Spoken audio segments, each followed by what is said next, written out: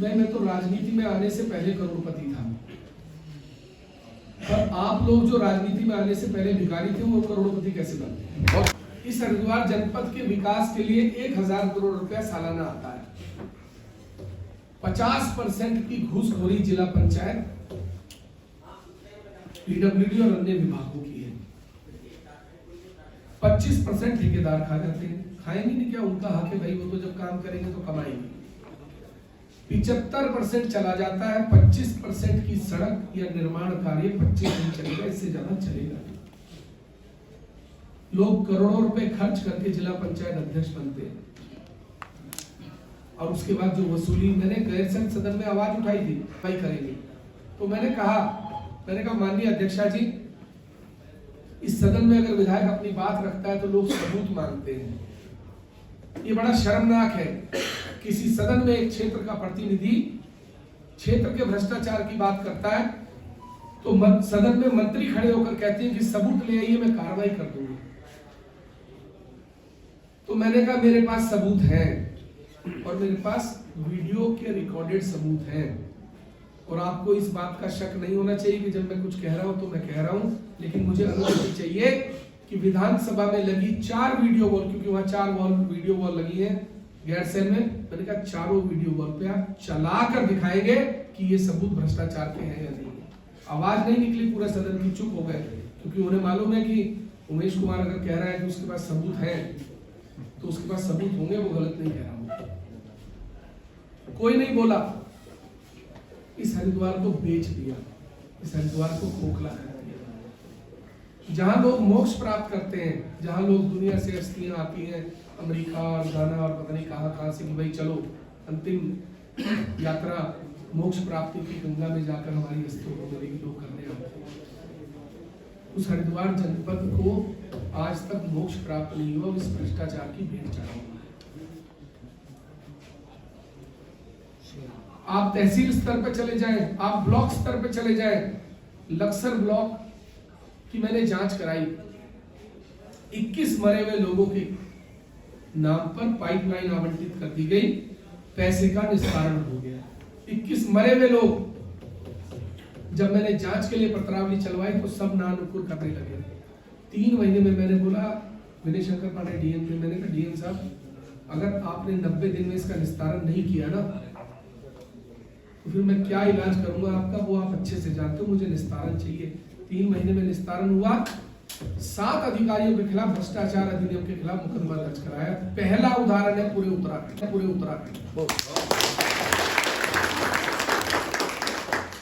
Khanpur block में मैं क्षेत्र भ्रमण पे निकला तो एक महिला, बुजुर्ग महिला थी, एक प्लास्टिक के टीन शेड के नीचे रह रही थी। तो मैंने कहा प्लास्टिक का शेड था वो, तो मैंने कहा भैया आप टीन शेड क्यों नहीं लेती है मकान के लिए? बोले मैंने कई बार आवेदन किया, आता नहीं है। मैंने उनका आधार कार्ड लिया,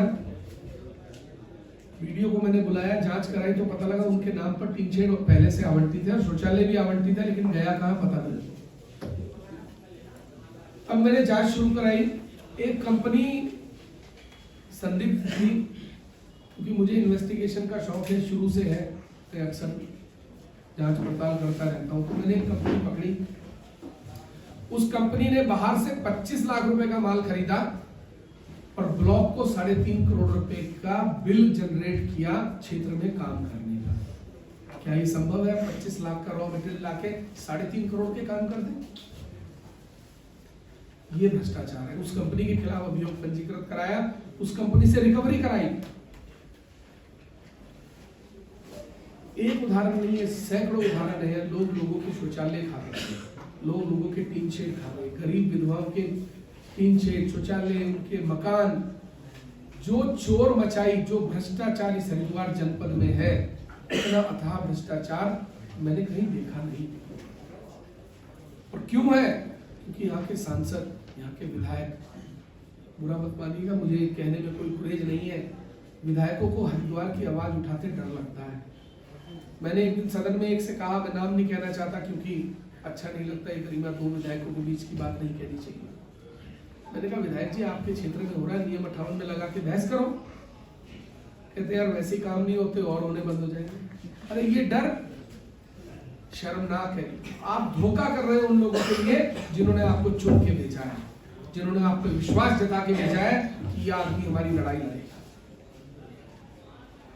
डर इसलिए होता है क्योंकि अपने निजी काम चल रहे हैं।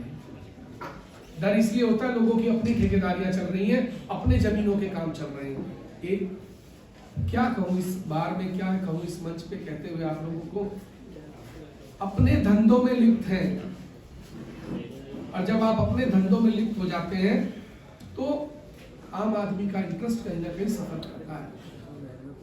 हमने विधायक निधि में कमीशन बंद करा दिया। 40% कमीशन लेते थे विधायक, लेते थे क्या, हमने अपने क्षेत्र में बंद कराया, बाकी की स्थिति सबसे बंद। 40% आपने ले लिया, 25% ठेकेदार ले गया, बचा क्या 35%? क्या काम होगा? और सबसे बड़ी बात, मैं अक्सर एक बात कहता हूं कि जब आप अधिकारियों के हाथ अपना ईमान बेच देते हो ना, तो आपका इकबाल खत्म हो जाता है। इकबाल उसी का जिंदा रहेगा जिसका ईमान जिंदा है। और सबसे बड़ी बात, जब आप विधायक का ईमान बिकता है ना, तो उसकी जनता को उसका हर्जाना भुगतना पड़ता है। मैं एक प्रयास कर रहा हूं कि हरिद्वार के लिए कुछ अच्छा किया जाए, इस जनपद को एक अच्छे विकासशील जनपद की तरफ ले जाया जाए। हमने एक नई पहल शुरू की। हमने हंस फाउंडेशन से बात की, अपने निजी रिश्ते उनके साथ है, तो मैंने कहा कि आप मेरे क्षेत्र में कुछ एम्बुलेंस चलाइए, एक छोटा सा अस्पताल टेम्परेरी एस्टेब्लिश कीजिए। तो लगभग 1.5 साल से वो मेरे क्षेत्र में हर गांव में एक एम्बुलेंस, उनकी हाईली इक्विप्ड एम्बुलेंस है, 24 ब्लड टेस्ट और सारी दवाइयां वो हर गांव में वीकली, सप्ताह में एक दिन जाती हैं और निस्तारित करती हैं। अब तक 1 लाख लोगों को हम फ्री दवाइयां बंटवा चुके क्षेत्र में।